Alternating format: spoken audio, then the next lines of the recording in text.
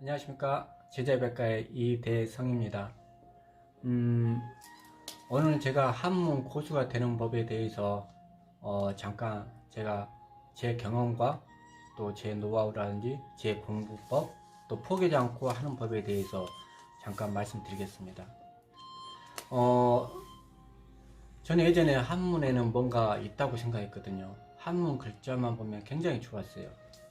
학창시절에 한문만 보면 가슴이 뛰었고, 서점에 가서 책을 볼 때는 한문책을 들고 책장을 넘기면서 무슨 뜻인지는 몰랐지만 그때 그 책들이 아마 대학, 논어, 맹자, 중요 이런 책들이었던 것 같아요. 예전에는 이런 책 전문 서적들의 서점이 없었거든요. 무슨 말인지는 그때 몰랐었지만 보고 있으면 기분이 아예 좋았어요. 저도 그래 내가 언젠가는 꼭 읽을 거야, 꼭 공부할 거야 라고 그때는 다짐을 굳게 했어요. 그 후로 몇 년이 또 지나고 주경야도 가면서 드디어 한문을 배우기 위해 한문서당에 수강을 하고 또 한학자 선생님들을 찾아다니며 한문 공부를 시작했어요. 너무 재밌었어요. 그때는 처음 기초인문서의 뭐 사자수학, 추구, 학어지, 계몽편, 동문소수, 명심보각, 소학, 사소오경을 선생님들한테 배웠거든요. 향교에서도 가서 배우고 학교에서도 배우고. 저도 한문 공부가 순탄치만 않았어요. 공부가 좋다고 무작정 할 수만 없었기 때문에. 그래서 생각한 것이 직장을 다니면 모아놓은 돈으로 시장 조사도 하지 않고 그냥 무작정 학원을 떡하니 개원해버린 거예요. 그런데 제 생각에는 젊은 한때 30대 초반에 처음 학원을 개원했어요. 그런데 대박날 거라 생각했는데 수강생 겨우 20명에서 30명 선을 벗어나지 못하더라고요. 1년을 운영하면서 스트레스를 엄청 받았어요. 겨우 현상 유지만 했으니까요. 강사 월급 주고, 강사 월급도 제대로 못 줬던 것 같아요. 많이 주려고 했었는데 못 줬고. 현실은 넉넉하지 않다는 걸 깨달았습니다. 학원을 폐업하고 직장생활을 하려고 하니 딱히 마땅한 일자리가 없어요. 그래서 일을 시작한 게 중화요리집에서 배달원으로 일했어요. 나는 이것저것 안 가리고 일했거든요. 그래서 빚도 조금씩 갚고 또 학원을 개원했다가 또 폐업을 하고 내리 3번을 개원했다 폐업을 하니까 정말 힘이 빠지더라고요. 세 번째는 정말 건강도 안 좋아 죽을 고비도 넘겼어요. 이런 어려운 상황 속에서 그래도 저는 언제나 공부를 놓지 않고 꾸준히 했어요. 책도 틈틈이 읽었죠. 제 나름대로는 고등학교 때부터 책을 좀 많이 읽었다고 생각하거든요. 동서고금을 가리지 않고 책을 읽었어요. 공부를 열심히 하다 보면 어려움에 직면하게 되는 것 같아요. 그게 뭐 슬럼프라고도 하고 자신의 실력이 늘려는 순간인데 보통은 그 순간을 극복하지 못하고 모두가 다 포기를 하게 되죠. 제가 애국학원에서 일본어 강사로 일한 적이 있어요. 그때 일본어를 제가 가르쳤는데 처음 외국어를 배우러 오는 학생들도 마찬가지예요. 수강 첫 달은 수강생이 20명 정도 수강을 해요. 근데 2달째는 한 10명 정도 남아요. 3달째는 한 3명에서 5명 남게 되고 3달째는 넉 달째 들어가서는 폐강하게 돼요. 이게 계속 반복되더라고요. 그래서 거기에서 어떻게 보면 희망이 안 보이더라고요. 일본어 강사가. 그러니까 모두가 도중에 배우다가 포기하는 거죠. 여러분 뭐 배우는 게 그렇게 쉬운 게 하나도 없어요. 배운다는 것은 엄청난 어려움이 따르고 자기 노력이 따르는 건데 보통 사람들은 쉽게 얻으려고만 해요. 모두가 도중에 배우다가 포기하는 거죠.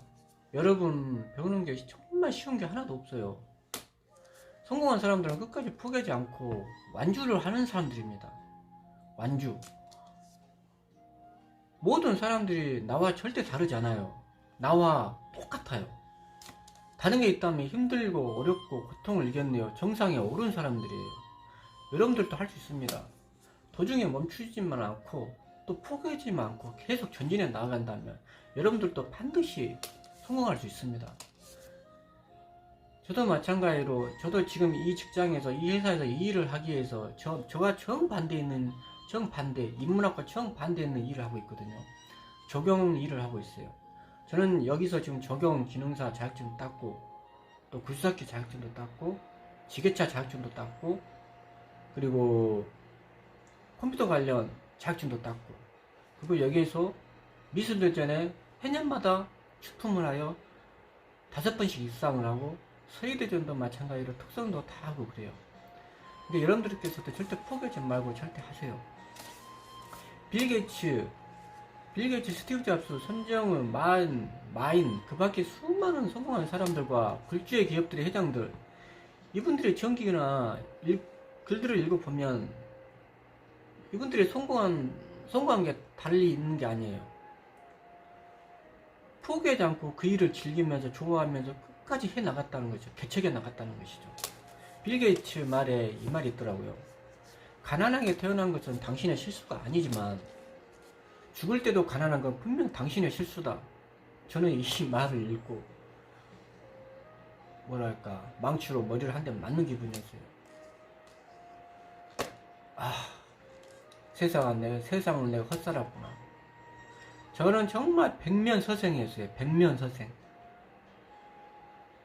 세상에 나가 써먹지 못할 공부가 아니고, 저는 공부를 했는데 세상에 나가서 그걸 활용하지 못하는 거예요. 너네 우리 공자님의 말씀이 떠오르더라고요. 시를 아무리 애우고 해봤자 나가서 그걸 써먹지 못한다면 아무 필요가 없다는 것이죠.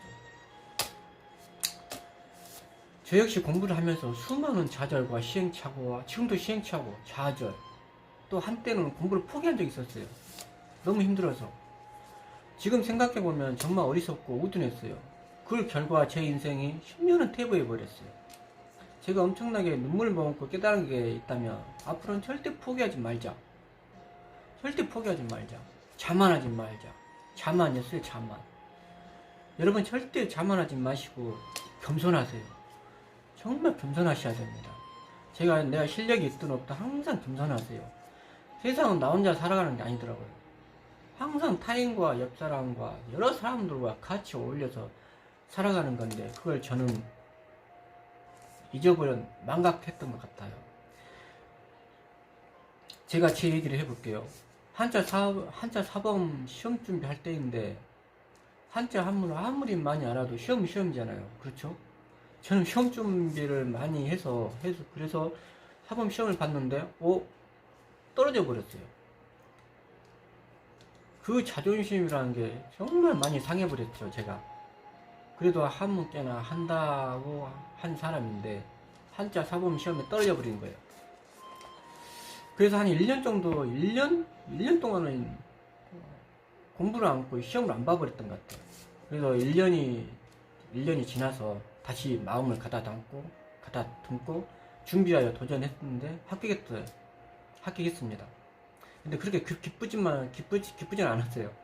한문 아는 사람이 당연히 갖춰야 자격이었으니까. 사범이라는 게 맨 위에 급수였으니까요. 여러분들께서도 무엇을 하든 지금 힘들고 어렵더라도 정말 인내하며 포기하지 말고 꾸준히 열심히 하세요. 꾸준히. 그럼 반드시 성공합니다. 젊었을 때 많이 성공을 하죠. 젊었을 때 성공했다고 절대 자만하지도 마시고요.